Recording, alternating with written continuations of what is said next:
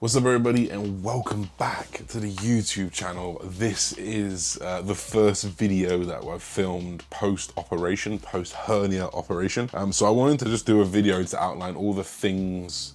Actually, first of all, I wanted to outline what actually happened and the injury that I had and the operation that I had to have. And then I want to talk a little bit about the things that I want to do, that I am going to do to improve and maximize my recovery and speed up that process as much as possible. And I think that, I don't know if this is a unique take to it, but this is definitely a take that I've not seen on YouTube. And I think that a lot of people get hernias and a lot of people want to get back from them quick, especially in bodybuilding. So this is what I'm here to do.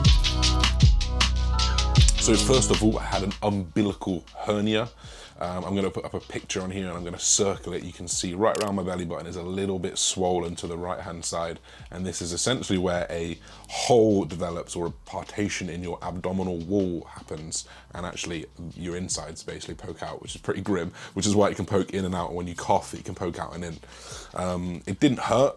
I very infrequently had a little bit of a pain where it was, but I could deadlift fine, I could lift fine, and in fact, before I got diagnosed with it, I kind of just lifted normally and didn't really think anything of it. But I immediately noticed the difference when I started eating a little bit more food post-competition, and I think that's probably where I've noticed it, and probably where I've probably had it for the majority of my competition prep, but I noticed it more because I was eating more food, and everyone knows what happens when you eat food, you get a bit bloated. And when I was bloated one time, I looked down and I could just see my belly button poking out a little bit, and I thought, oh shit, that looks like where an umbilical hernia would form, and that's what happened.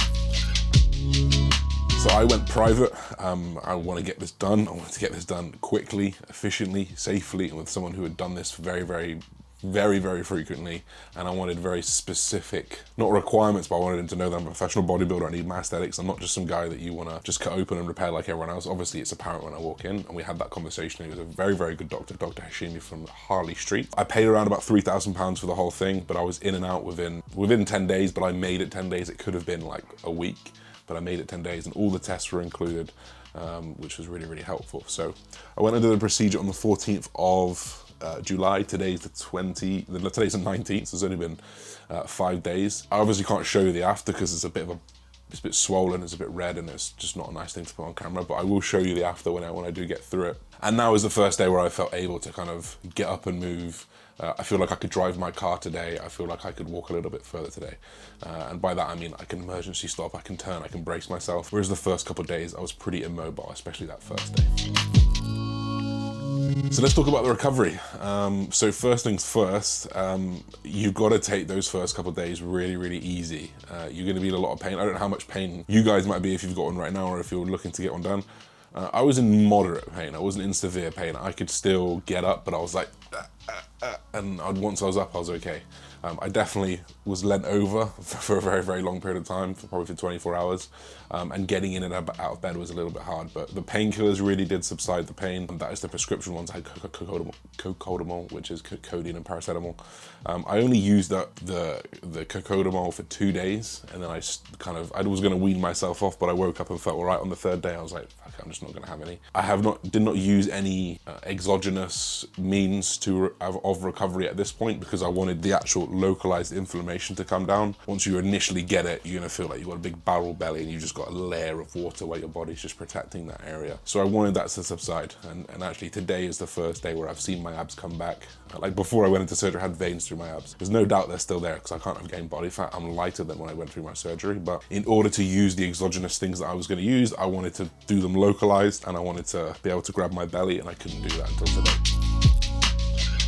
Let's talk about those things, guys. So first up, the two things that I've got right here for you. We have TB500 and BP157. So before we get into this part of the thing, I want to say that I'm not a doctor. This is not advice. This is merely what I'm doing, and completely of my own accord. And I do not encourage nor want you to follow what I'm doing, but this is what I am doing. So TB500 and BP157 are both peptides. They're actually research peptides, and TB500 specifically can actually look to increase injury. It can look to increase and recover and repair blood tissue, muscle, tendons, all those types of things a little bit quicker. So I'm using 2 milligrams twice a week over the next 4 weeks. All you have to do is, this stuff it comes in a powder form, and you'll have to reconstitute it with bacteriostatic water. I literally just take a mil out, put a mil in, and then that'll be 5 milligram per mil, and then I'll just take out how much I need. So if it's 2 milligrams, I need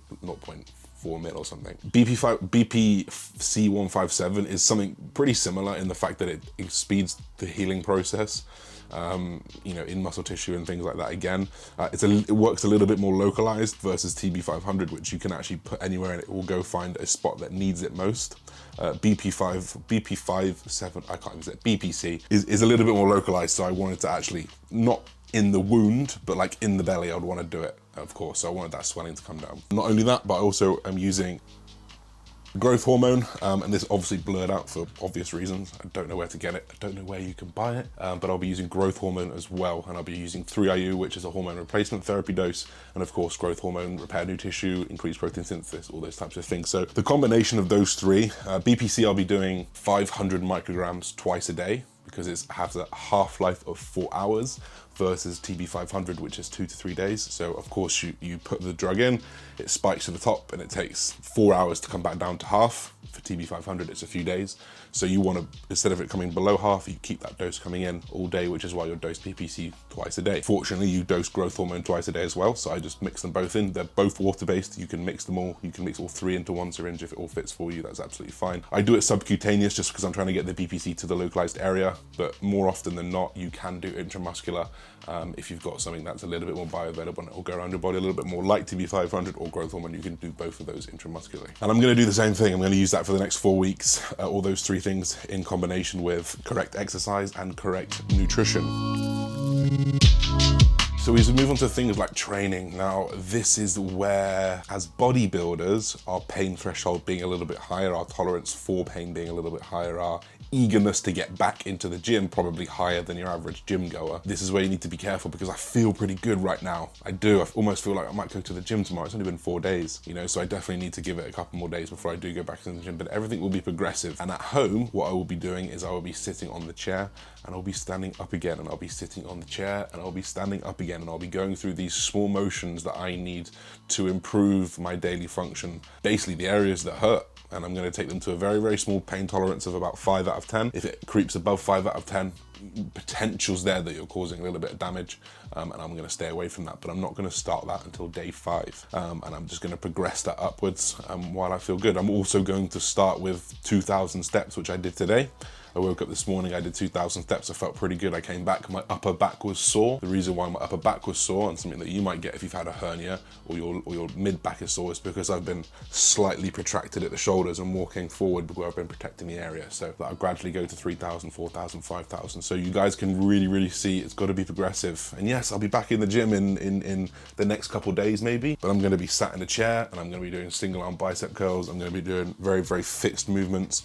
I'm not going to be loading this part of my midsection whatsoever, at least until 14 days post-operation. And then again, we will start progressive. So maybe it's 60 kilo deadlifts, and maybe that's where we keep it. You know, something that engages the core, some flexion, some rotation, and some hip rotation as well, to engage all aspects and work the abdominal through the full range of motion that the abdominals have available to them. So torso rotation, flexion, hip rotation, you know, spinal extension, all those things. I'm going to work through those motions with as little as possible, or with as much as possible under that threshold, and just build it, build it, build it, build it. And hopefully with the super sups, obviously I'm using anabolic steroids as well, with the correct nutrition, and with the correct training, I should be back to full speed much quicker than what is said. And what is said was 4 weeks of no heavy lifting, then progress. So I'm hoping I can do 2 or 3 weeks of no heavy lifting and then progress, but progress quicker.